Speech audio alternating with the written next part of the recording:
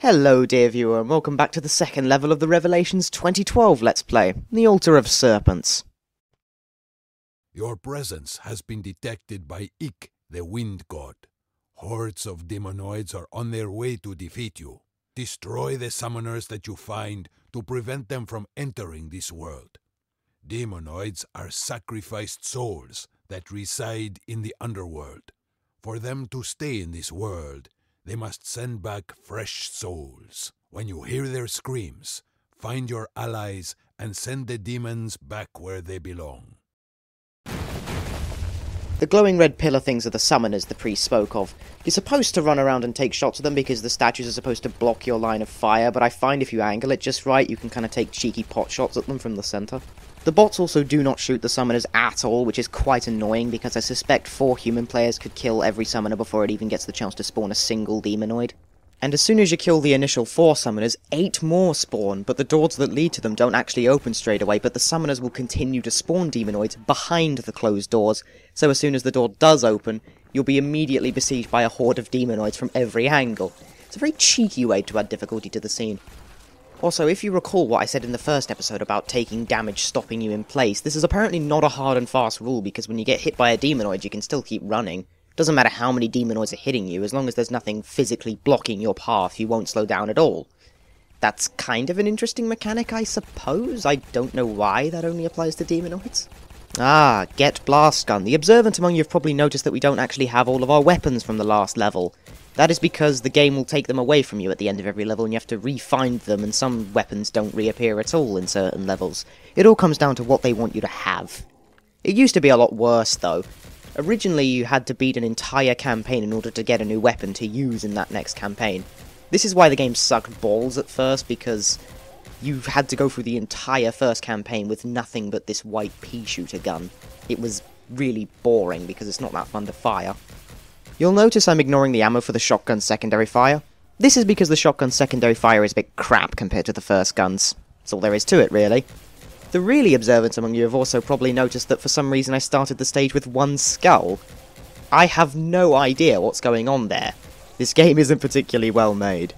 I wonder if we grab the first skull we'll get 2 out of 2 and then we can skip the second skull entirely. That'd be quite neat, actually. Now let's destroy the last summoner and get this fairly difficult opening segment out of the way. Demonoids helpfully also drop hearts that restore 10 health as opposed to the usual 5 dropped from the normal warriors that we've been fighting so far. Not that you'd have any way of being able to tell that visually, which is a bit weird. They really couldn't use a sort of different colour or tint or anything to indicate what the different hearts are worth, because some of them go as high as to restore 25 points of health, and you have no way of knowing. Alrighty, the door to the outside has opened, and this is where I can demonstrate an interesting quirk of the health system in this game. Pay attention to my health bar. You can see it's going way above 100 right now. You can collect health up to as much as 199, which is where it caps, but it will slowly tick back down to 100. Almost as if you had pills on or something in Left 4 Dead, but it let you go over 100. It's an interesting mechanic, I feel, a unique one.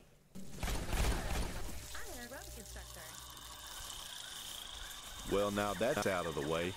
We can try to work together and make... Bah! There's nothing worthwhile in these houses. I was hoping to re-find the laser gun again, which would be quite useful at this point. The secondary ammunition would be decent if the bots actually picked up and used the secondary ammunition, but they don't, so it's largely useless to me because I have some already. Aha, the skull, but will it increase our skull counter to no, it will not. That is extremely annoying. I was hoping I could skip the second skull entirely and do a speedrun play. I guess we can't do that after all. Anyway, blind the beast was our clue. That means you need to shoot the eyes of the 2 snake heads that are lying around the stage. For some reason, when you stand in the blue spotlight that the snakes emit, the game's frame rate just tanks like fucking crazy. I guess that blue spotlight is just more resource intensive than everything else in the scene. And I can see why. It's a very nice blue spotlight after all. Gotta give credit to Dark Arts for their amazing lighting effects. Notice how I can't actually see the enemies who are chucking the javelins at me due to the extremely poor draw distance on this game. It's a recurring theme. The ranged enemies in this game aren't exactly challenging per se, but they prove difficult just because you can't actually see where they're attacking you from. It gets worse later on with the addition of a much more bullshit ranged enemy. Smashing! A new weapon type, the rocket gun, which does exactly what you think it does. It fires a rocket. For this level it's kind of overkill though, so I don't use it too much. Over time, the strongest warriors of the gods have been infused with pure strength. These towering giants, called juggernauts, can cause great harm to enemies surrounding them. Be quick on your feet to stay ahead of their disabling attacks.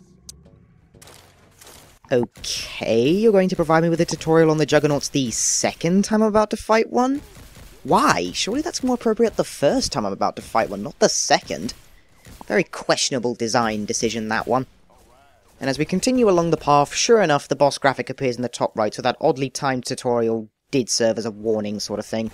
I've always found it curious how the health number doesn't actually display properly until the boss takes damage for the first time. I'm trying not to waste the 5 rocket shots I've been given upon the little mook enemies, but at the same time I'm trying to be ready. It proves challenging.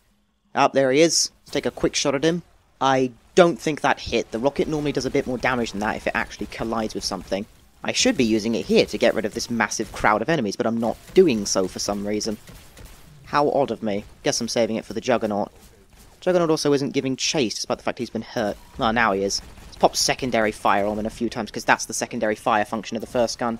That stunning yellow sphere thing, because 2 could play the stun-locking game, you cheeky git. It's actually quite damaging to the Juggernaut as well. He goes down pretty fast, and I didn't really have that much opportunity to use the rocket launcher on him, honestly. I promise I'll use it to greater effect in later levels. And with that, the last obstacle of the stage is pretty much gone. There's one more skull to collect before the door will open, and a couple of warboars to kill before I can actually get a move on. But besides that, the stage is basically done. I thank you for watching this episode of Let's Play Revelations 2012. I hope you enjoyed it, and I'll see you next time.